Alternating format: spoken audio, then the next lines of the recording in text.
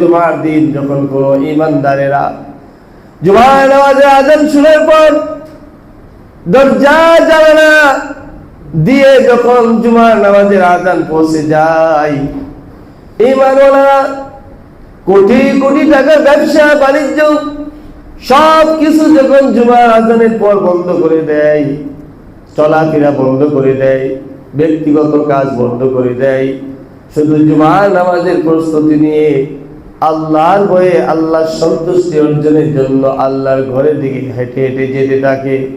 আল্লাহ পাক রব্বুল আলামিন ওই বান্দার উপর রহমত বর্ষিত করে দেন, যে বলি সুবহানাল্লাহ।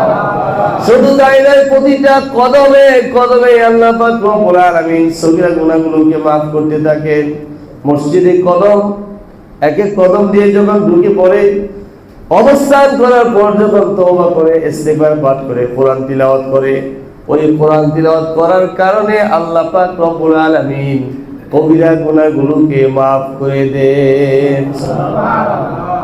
কবিরা গুনাহ কি, সগীরা গুনাহ কি অনেকে জানে না।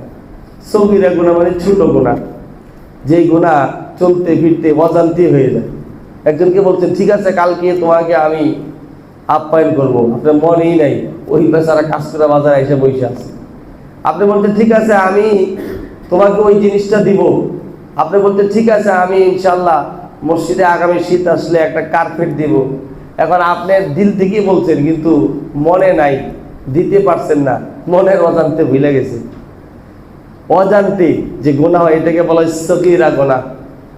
কবিরা গুনাহ হলো ইচ্ছাকৃতভাবে প্ল্যান করে করা, আপনি জানেন এই কাজটা আপনি করবেন না কিন্তু আশা দিচ্ছেন, আপনি জানেন যে আপনি ওই জায়গায় যাইবেন না কিন্তু দাওয়াত রাখছেন, ইনশাল্লাহ যাও, আর চিন্তা করেন না আপনার বিয়েতে যাবো না, কার বিয়েতে যাবো।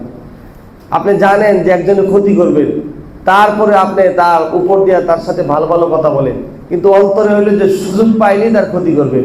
ইচ্ছাকৃতভাবে কোনো ঈমানদারের ক্ষতি করলে সাথে সাথে কবিরা গুনাহ হয়ে যায়। জোরে বলি নাউযুবিল্লাহ। মা বোনেরা ইচ্ছাকৃতভাবে শ্বশুর শাশুড়ির সাথে দুর্ব্যবহার যদি করে, অনেক মা বোনেরা তাদের শ্বশুর শাশুড়িকে মায়ের মতো সম্মান করে, ধন্যবাদ জানাই তাদেরকে।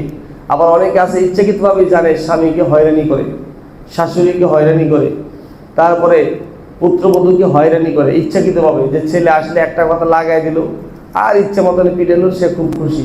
এটাকে বলে কবিরা গুনাহ, ইচ্ছাকৃতভাবে করা, যেটা যে কাজ যে করে নাই ওই কাজের দোষ দিয়া তাকে শাস্তি দিলে এটা কি হয়, কবিরা গুনাহ হয়।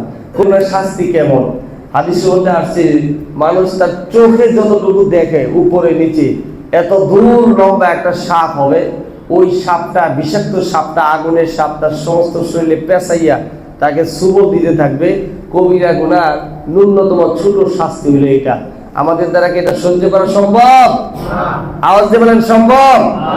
তাহলে কবিরা গুনাহ করা যাবে না, তওবা করতে হবে, ইস্তিগফার করতে হবে। কথা ঠিক কিনা?